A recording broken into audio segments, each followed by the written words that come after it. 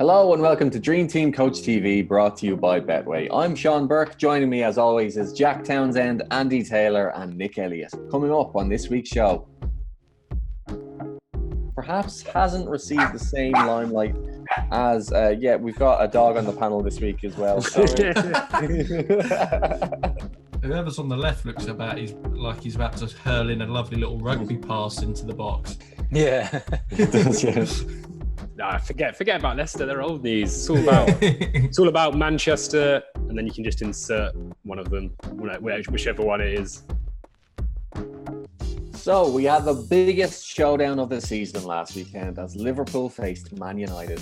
And what it built in hype, it matched in boredom as they played out a dull 0-0 draw. But things move so quickly in this league that as of recording, Leicester are now first and Liverpool are now fourth. Have we been focusing on the wrong teams? Should we have been paying Leicester a bit more attention?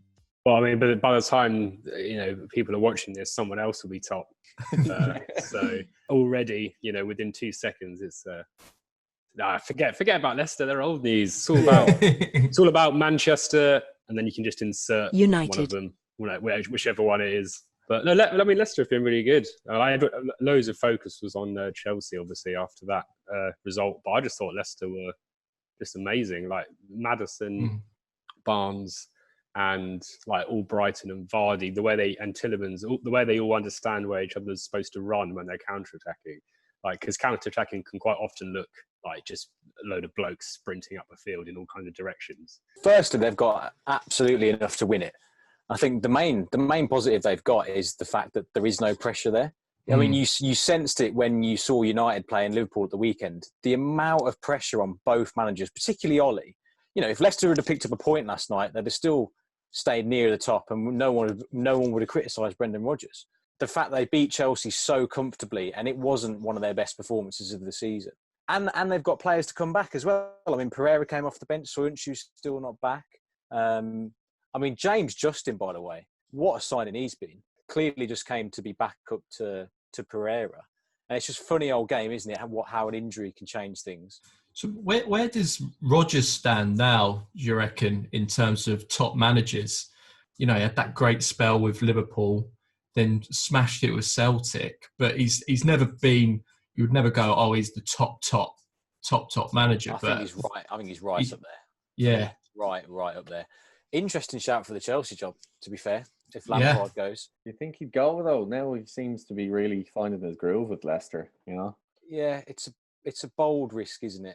But, he's proven that he's happy to kind of leave success to go to just a better club when he left Celtic. Because, they were flying high. I know it's in the SPL, but, I mean, they were creating all sorts of records. And also, obviously, the current SPL season shows that you can't just be any old manager of Celtic and you'll win it.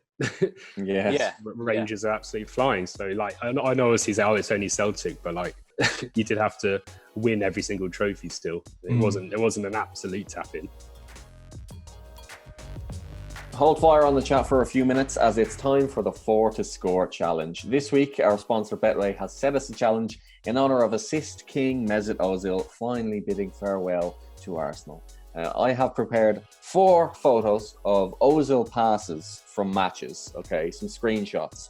And I want you to guess whether it was a successful assist or not. So did this pass lead to a goal or not? So I believe this is against... You can see someone's making the run there. Yeah. But I feel like it's going to come to the person on the near side, just somehow. Don't know how. I'm going to say... assist. Okay. I agree. I'm assist. Andy? Yeah, assist for me as well. I think cup game, big game, old Arsenal kit. I think that was when he was in his prime. All right, next up. Aubameyang's all completely free at the back post. Reese has already started to lose his man as well. I know. I think I'm right in saying that. I don't know if this is going to give it away, but Ozil only assisted Aubameyang once in their whole time as teammates. Although there's other players there that could score. Yeah, exactly. All right, answers. What do you think? I'm going to go assist. No way, that's an assist. I don't think he's even there in real life. I think he's like been photoshopped in. Okay. I'm going to say no assist as well. I mean, it looks promising, doesn't it? It looks like a good chance. Who's the player on the end of it, though? That's not going to be a Giroud. I think it's just Sanchez again, isn't it? Coming in. It looks like Phil Jones is giving him a lot of space in the box. All right, what do you think? It's a big game, isn't it, against United? I reckon it's a yes, I'd say. I feel like even though there's Phil Jones is giving him a lot of space, I feel like there's enough people back to deal with it. I'm going to go no assist. Okay. I'll go assist. Right. Okay, and then last one, and then I'll tot up your scores. Whoever's on the left looks he's about to hurl in a lovely little rugby pass into the box. Yeah. It does, yeah. I'm going assist. When you think of Ozil providing assists, it's in this kit. And look at that, you can see he's just stood it up. It's a nice little freeze frame. Yeah, assist for me. All right, Jack. Palace, yeah, I feel like assist. You've just been peer pressured into it, Jack. Don't listen to the other lads. I've been my own man on a few others. So you're all tied on 3 correct. Can we have the answers? Okay, yeah. So number 1, that was a goal. With the free kick you're talking about, Aubameyang has never been assisted by him. That was no goal. The one we just did there with the gold kit, that was a goal. Just as well, I went with the peer pressure there. Yeah. I was trying to tip you over the edge. And then the one at Old Trafford in the Navy kit, that was no goal. Right, it's a stalemate at the moment. We'll have to see how this one will turn out. Stick around to find out who wins this week's 4 to Score challenge. But right now, it's back to the football chat. You've also each been asked to argue the case for another title contender who maybe hasn't received the same limelight as Liverpool and Man United so far. Jack, you've been given Leicester to chat about. Yeah, I feel like I've been given a very easy job all of a sudden. Basically just review everything we just said over the past year. Well, just to add to what we've already said, what I found interesting is if they've actually got one more point at this point of the season than they did when they won it back in 2016. Wow. And they weren't even top then. They were second to Arsenal. So I know there's still a bit of yo-yoing going on, but I don't know. It's one of those seasons where it's not going to be high point scoring for whoever wins. So I do think Leicester have every opportunity there. Mm-hmm. They've also played what you call the big 6 sides, if you can even call them that anymore. They've managed to get 13 points out of those fixtures, beating City, Arsenal, Spurs and Chelsea, and drawing to United. They've only actually lost to Liverpool, but Liverpool haven't lost at Anfield in 3 years, so you kind of forgive them for that. And then last of all, who wouldn't want a Vardy party again? On to Andy, who's decided to argue his case for Spurs to win the league. So, Andy, you have the floor. They genuinely do have a real chance. What I would say before I give you a lot of positives about them is that the next 3 games, I think, are going to be defining. So they've obviously got Liverpool, Chelsea, and they've got Brighton away. I think up until this point, I think they've shown enough that they could win it. They could win it. When you actually look at it on paper, they've got the best striker in the world. They've got the best kind of second striker / winger in the world in Son. Robin Lewandowski's playing for them. I think right now, mate, I don't think you can look anywhere other than Kane. Now he's added the assist to his game. I don't see how you can say, look, Lewandowski's obviously top drawer. I mean, it's fine margins at the top. Jimenez minus the injury probably gets no, but look, if you've got a lad who can score 35 goals a season, that already puts you in the conversation. And then now Son's kind of joined him. Yeah, I think they've got a real chance just with those 2 alone. And I think with Jose, there's obviously defensive worries in there, but I do think Jose has still made the right signings in Højbjerg. I think he's got Dyer playing quite well. Look, I think they've got a great chance against Liverpool, definitely. Liverpool, the way they're playing. I think if they win that could be the turning point in terms of the dressing room suddenly realising, okay, we're not bottlers. We really are in this title race. All right. Thank you, Andy. Finally, that leaves Nick with the task of arguing for a little-known side called Man City. Well, yeah, I mean, I got quite lucky because I got given the team that I actually do think will win it. So I don't have to speak through gritted teeth like Andy did. But well, I mean, for a start, they've got the best defensive record in the Premier League this season. Ruben Diaz has come in, and as I said, probably the best centre back in the league this season, alongside Wesley Fofana. Although John Stones will have to be in that conversation as well. I mean, the rebirth of John Stones has been amazing, really. And then Cancelo, who I think has probably been the best fullback in the league. And I think the thing now is they've actually got more to give because they're on this great run now. They have been and playing really well, and they haven't really had a forward. I mean, obviously, Aguero kind of looks done. I mean, he can't really play anymore, and Jesus has had his troubles as well. But we've seen De Bruyne play a false nine, or Sterling do it, or Ferran Torres, and they just look incredibly good. So I think the fact that they could be more settled if Jesus gets a proper run or whatever. I mean, De Bruyne. There was a bit of a gap, I think, between De Bruyne and Fernandes earlier in the season. Bruno Fernandes sort of did look like he was streaking clear in that conversation of who is the most influential midfielder. But I think the last few weeks, De Bruyne has been clawing that back sort of week by week. The overall quality from front to back is probably going to be too much. And it's probably the boring answer because as a neutral, I like that it's really open, but I do feel that with this season, if anyone can win it, it'll kind of be. Like City might end up winning it by 7 points, and people go, "Oh, it wasn't Shane, it wasn't Leicester or United or whatever." It's time for the memes. Each week, our panelists submit a meme to the Dream Team Instagram page, and you folks get to vote for your favorite. So if you're not already following us on Instagram, head on over to our page and get it sorted. Right, first up in the memes I have here is a Formula One photo. Who's claiming this one? Oh, that was me. Yeah, it's a really old Formula One face as well. Strange source material. Big time. You went into the archives for this one. I just like their facial expressions. Yeah, neither of them look happy. All right, on to the next one. This is a video looking for Bruno Fernandes in big games. Who's this? This would be me. So you're the parrot, are you? Yeah. So that's you looking for him. He and everyone else. Where's he gone? I saw him in the starting 11, and then he's disappeared. The problem is, I swear, we set him up in the 10 role. I swear we did, and he's just not there now. Last meme, and a very topical choice of meme from Jack here.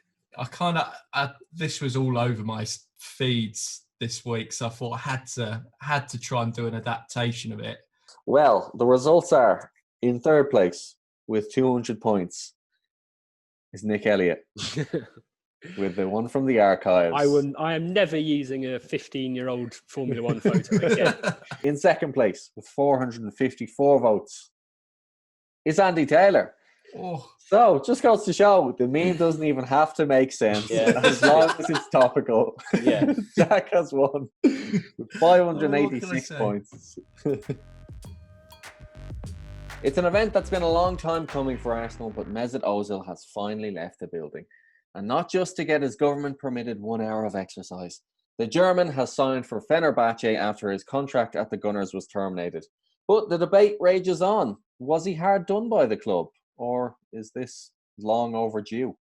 Ozil, it's a really interesting one, isn't it? Because when you actually look back on his career at Arsenal and the numbers, it is actually quite impressive. But I don't want to get carried away in being nostalgic now that he's gone.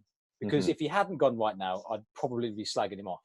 So I need to remember how I feel about him 2 weeks ago, which is essentially... And I don't think it's even a fault of his own. It's just Arsenal made an absolute shocking signing in Ozil, mainly because of the money they paid him. And I think the precedent that set going forwards in terms of he's the biggest paid player. Everyone else is coming in, looking at him going, well, you're meant to be the best player. You're meant to be working harder than everyone. You're meant to be producing. You're meant to be winning us titles. And he never gave that to them. I think that you're right. It is overdue. And it probably is for the best. That they moved on, and I think Andy's kind of right in saying that modern football's kind of left him behind. Really, like there's not really room for a player like that who's kind of, he almost belonged in kind of 10 years previous, where you could have like a kind of lethargic playmaker who could kind of just get about on his technical ability without putting in a massive shift and doing loads of sprints and stuff. But that's not really the case now. Like you look at Fernandes and De Bruyne, like the midfielders that are succeeding now, not only have they got technical ability, they also work incredibly hard and they're pressing and they're making loads of fouls and stuff like that. Even like David Silva in his last few seasons at City was doing the same. So he's kind of been left behind. But I think from like a romantic point of view, I'll always have a soft spot for him. Like for a while, he's one of my favourite players to watch. Like the 15-16 season, which is obviously Arsenal finished second, did they? Yeah, I think, didn't they, behind Leicester? And they actually had a pretty good chance of winning it with not a great squad. He was a top assist provider in the league, and actually he's the only person to ever be top assist provider in Bundesliga, Premier League and La Liga. And he was cruising towards the record, and then Giroud decided to have one of his hopeless spells and just couldn't hit a barn door and left Ozil stranded on 18 assists with like 12 games to go and missing loads of big chances and stuff. And actually, if that was someone else, or if Giroud was on one of his purple patches, Ozil would have had the assist record and Arsenal might have even won the league, or it would have been a lot closer anyway. And then you've been saying, oh, well, look, that the story then would have been Ozil inspired Arsenal to a league title. I actually looked at it last night and I thought, could Ozil do a job in this Leicester team? Probably could, Probably could, because if you look, he's got one of the best holding midfielders in the world in Didi behind him. He's got pace all over the shop. He's got Barnes, he's got Vardy. I'm just thinking, like, is it... I know the modern game has left him behind, but I do think he's been killed by the systems and the players he's got around him as well. Is it quite telling that someone like a Juve or an Atletico Madrid or someone like that hasn't come in for him? So like those type of teams usually do come in for kind of top level players at the back end of their career, but he's gone to Fenerbahce. I know that's a personal move for him. But still, I'm like, the fact that there wasn't really much interest from the bigger side suggests that maybe... He hasn't even made the cut for Antonio Conte's best, his personal project of trying to assemble the best 11 from 2014. Yeah. And might even win the league with it. So yeah, Ashley Young playing left wing back, and they've beaten Juve at the weekend. I mean, fair play. Yeah. If he hasn't even made Conte's list of deliberately nostalgic 11, then he's not going to make it anywhere else. Finally, we have another weekend of FA Cup fixtures ahead of us, and it's Groundhog Day as Man United face Liverpool again on a Sunday.